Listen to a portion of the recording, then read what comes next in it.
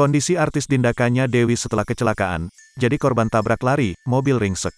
Artis peran, Dinda Kanya Dewi mengalami kecelakaan. Dinda mengunggah kondisi dirinya dan mobil pasca kecelakaan di media sosial Instagram @dindakanya pada Selasa, tanggal 19 Juli tahun 2022. Dinda mengunggah beberapa potret dengan mode hitam putih. Dalam unggahan tersebut terlihat Dinda menaiki mobil derek jalan tol. Dan mobil yang ia kendarai ringsek di bagian belakang. Kaca dan bagian pintu belakang ikut rusak. Beruntung kondisi Dinda Kanya Dewi masih baik-baik saja. Ia menuliskan rasanya di ghosting oleh penabrak. Pasalnya, Dinda menyebut dirinya menjadi korban tabrak lari.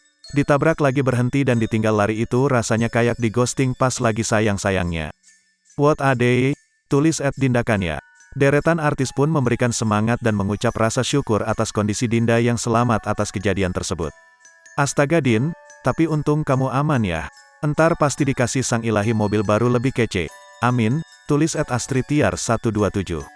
Astaga mobilnya puji syukur kamu gak apa-apa. Semoga digantikan dengan yang lebih baik ya Din, tulis @jenniferarnelita.